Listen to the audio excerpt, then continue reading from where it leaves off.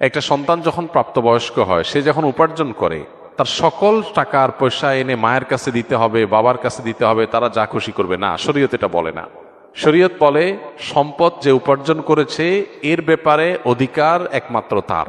হ্যাঁ, উপার্জিত সম্পদ থেকে মার চলার জন্য, মার বেঁচে থাকার জন্য, সুস্থতার জন্য, চিকিৎসার জন্য যেটা প্রয়োজন সন্তান হিসাবে সাধ্য অনুযায়ী, মায়ের নিজের না থাকলে বা দেয়ার মতো ব্যবস্থা না থাকলে অবশ্যই সন্তানকে সেটা বহন করতে হবে।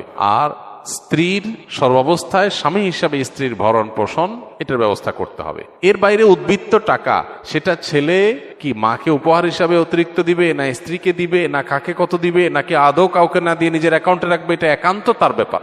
এখানে শরীয়ত মা বাবাকে ইন্টারফেয়ার করার অধিকার দেয় নাই সেইভাবে যেভাবে আমাদের অনেক মা বাপ মনে করেন যে তাদের অধিকার আছে। ছেলে বিদেশ গেছে, উপার্জন করে টাকা পাঠাবে সব বাপের নামে মায়ের নামে, তারা যা খুশি করবে, তারা সেখান থেকে বৌমাকে যা দেওয়া দিবে আর যা দেওয়া না দিবে না। এভাবে আসলে ইসলাম মা বাবাকে এতটা অধিকার দেয় না যে সম্পদ সারা জীবন যা কামাই করবে সব বাপ মা যা ইচ্ছা তা করবে। জি না, এই সুযোগটা নেই। অনেক মা বাবা এটা জানেন না এবং এখানে অনধিকার চর্চা করেন তারা।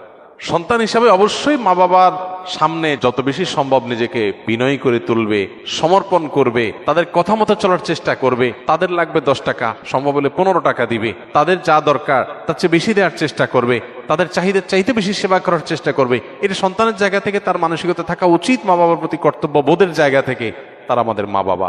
আল্লাহর পরে তাদের সদাচরণ করার গুরুত্ব সবচেয়ে বেশি আল্লাহর ইবাদতের পরে। অতএব সেটা খেয়াল রাখবে। কিন্তু মা বাবা এর মানে এই না যে সব কিছু মা বাপ নিয়ন্ত্রণ করবে। জি না, এখান থেকেই সংসারে অশান্তিটা শুরু। মা বাপ জানে না তাদের অধিকারের রূপরেখা কি এবং কতটুকু সীমানা আছে। এর বাইরে তারা মা বাপ হিসাবেও অধিকার চর্চা করতে পারে না বা তাদের ক্ষমতা তারা জাহির করতে পারেন না। এটা আমাদের সমাজে জানাশোনা নেই। এই জায়গা থেকে সমস্যাগুলো তৈরি হয়। একটা হাদিস আছে, সেখান থেকে কিছুটা অনেকে ভুল বোঝেন। হাদিসটার হলো এই, নবী সাল্লাল্লাহু আলাইহি ওয়াসাল্লাম বলেছেন, আনতা ওয়া মালুকা লি আবিক, তুমি এবং তোমার যাবতীয় এবং সমুদয় সহায় সম্পদ সব তোমার বাপের, মায়ের, বাবা মায়ের। এই হাদিসের মানে অনেকে মনে করেন যে কেউ যা কামাই করবে সারা জীবন যত কিছু করবে সব বাপ মার।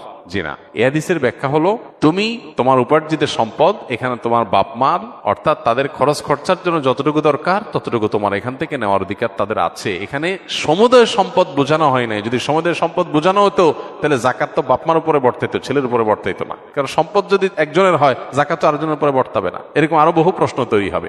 এই জন্য এই হাদিসটার ব্যাখ্যা আমরা অনেকে ভুল বুঝি এবং এর ফলশ্রুতিতে অনেক মা বাপ একটু বাড়াবাড়ি করেন, সীমা লঙ্ঘন করেন এবং সেক্ষেত্রে স্ত্রীর সাথে ছেলের দূরত্ব তৈরি হয়। এগুলো আমাদের ব্যালেন্স করতে হবে। এবং একইভাবে আপনার সম্পদের ব্যাপারে স্ত্রীরও এই মানসিকতা থাকতে হবে যে স্বামী তার উপার্জন করার পর আমার ভরণ